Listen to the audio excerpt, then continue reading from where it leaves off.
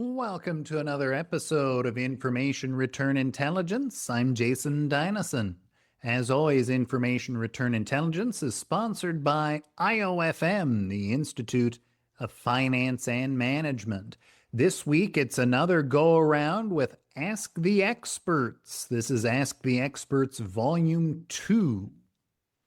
So let's jump right in. These are questions submitted either through IOFM's Ask the Experts feature, which you get access to as a member of IOFM, or submitted to me through other means, such as when I'm teaching webinars and such. Question: if Company A issues a check to a payee, then later, Company A has to reissue the same check to the payee because the payee lost the check. Does the company need to do an amended 1099 NEC if it crosses years? So this is a question asking about an organization issuing a check in, say, November of 2025. And the recipient never cashes it for some reason. And now they've come along to you in 2026 and said, oh, hey, lost that check. So you reissue it now.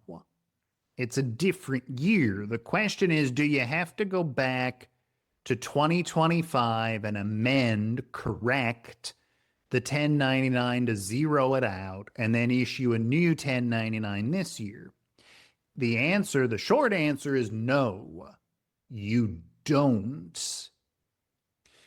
The longer answer, Regulation 1.6041-1 says payment is considered made and thus reportable when, and quoting the regulation here, it is credited or set apart to a person without any substantial limitation or restriction as to the time or manner of payment or condition upon which the payment is to be made, and is made available to him so that it may be drawn at any time, and its receipt brought within his own control and disposition.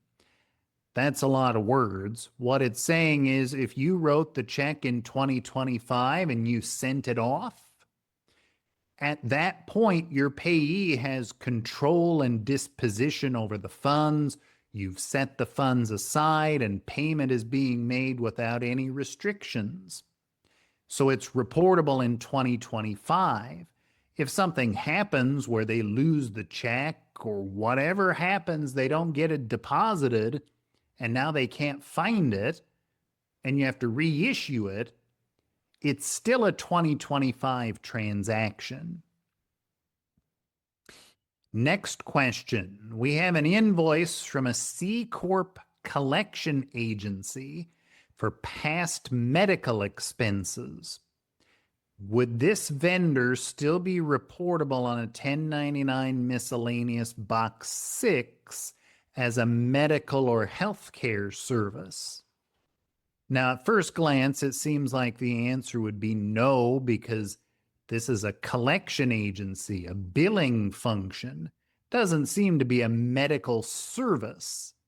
However, if you dig into the regulations, if you care for the exact citation, it's 1.6041-3P1. Says medical services include payments to businesses engaged in the billing and collecting of payments in respect to the providing of medical and healthcare services. So the answer here is yes, that is reportable. And remember that the real thing here is you're paying a C Corp, and the corporate exception to reporting doesn't apply to something that's considered medical services. So collection and billing, that sort of thing, would fall under the heading of a medical expense if it's related to medical billing. Let's hear a quick word from our sponsor, IOFM, and then we'll get back to a few more questions. Many of these questions come from the Ask the Expert feature at IOFM, which you get access to as a member. It's one of the great benefits of joining IOFM. If you're in accounts payable, accounts receivable, cash management, finance, join IOFM. Join some 10,000 of your peers who live and breathe this stuff. IOFM is more than just 1099s, by the way. IOFM covers all sorts of things, cash management. They publish white papers, different surveys and fee studies, and all sorts of useful things. Check them out at iofm.com.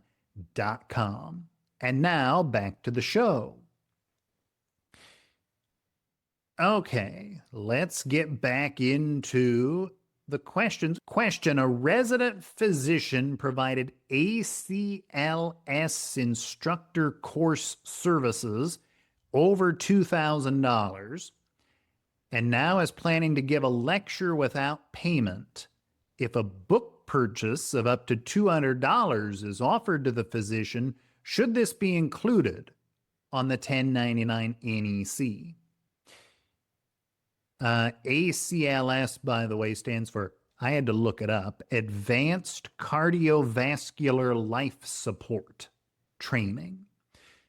So if this person, this resident physician, really is an independent contractor, then yes, compensation means more than just cash. It means non-cash compensation as well. So if you give a book to the instructor, that's added to the rest of their compensation. If the cash compensation was $2,000 and the book was $200, you would have $2,200 to report on the 1099. Now, one thing that I didn't get into in the answer to the person who asked this question is, should it go on a 1099 NEC or is this 1099 miscellaneous box 6? Food for thought, as they say. At any rate, it would be 1099able. Now, the one thing is this physician a contractor or are they an employee? If they're an employee, it would still be taxable to them, this non-cash book, but you'd be running it through their W-2 as wages. One more question, and this is a really long question here. I published the whole question on Substack. I'm just going to summarize it here on the podcast, though. There was a judgment, so like a court settlement, of $2,000 that this business had to pay to someone else. And everything took a considerable amount of time to wrap up.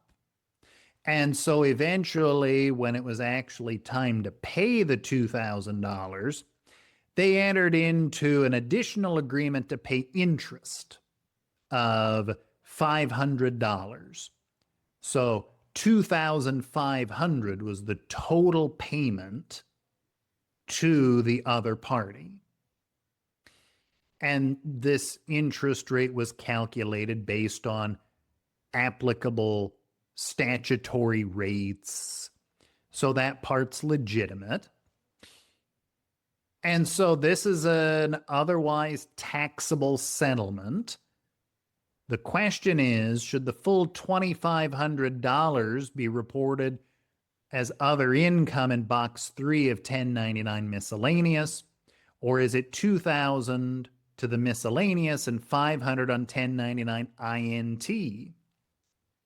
That's a good question. So that was a long question, but what it involves is there was a settlement agreement and there was an interest component to the settlement. It ended up being a $2,000 like damages claim or whatever the $2,000 was for, and $500 of interest. So the question is, where does that $2,500 in total go. And normally when we talk about lawsuit settlements, we just say box 3 of the miscellaneous. And that's oftentimes true, but not always. The reality is with lawsuit settlements, if reportable, and the only types of settlements that are not reportable are things like medical damages and a few other things. Medical damages, return of capital. But most of the time, a settlement is taxable and thus reportable. It actually can go on any type of information form, any type of 1099, and sometimes even a W-2. Now, in this situation, there's the settlement itself of $2,000. That is box 3 of 1099 miscellaneous. The person who asked the question said there are no exemptions from reporting. It's not for medical damages or things like that. So $2,000 goes on the miscellaneous. The interest portion, the $500, could be reportable, but it's actually not because it's below the reporting threshold. So with interest in 1099 INT, there's two thresholds. There's a $10 threshold, which only applies to interest paid on accounts on deposit. So things like savings account interest paid by a bank. The other threshold is $2,000. So the usual threshold that's in place for lots of different things used to be $600, now it's $2,000, which is just for other types of interest paid in the course of a trade or business. So both types of interest go on a 1099 INT, but this interest is not bank account interest, so the $10 threshold doesn't apply. Instead, it's $2,000. And since the payment of $500 is well below that, no reporting is required. Now, one thing not asked, but let's bring it up anyway. If you transferred the money to the other party's attorney, which is oftentimes how settlement agreements go, so you send $2,500 to the other party's attorney, you would issue 1099 miscellaneous box 10, gross proceeds paid to an attorney, for the full $2,500 to the law firm. Then you would have a 1099 miscellaneous box 3 to the other party showing $2,000. And you wouldn't be required to issue anything on the interest portion.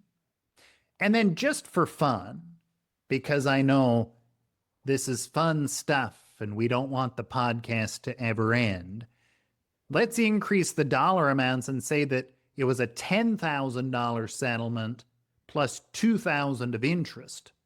So total payment was $12,000.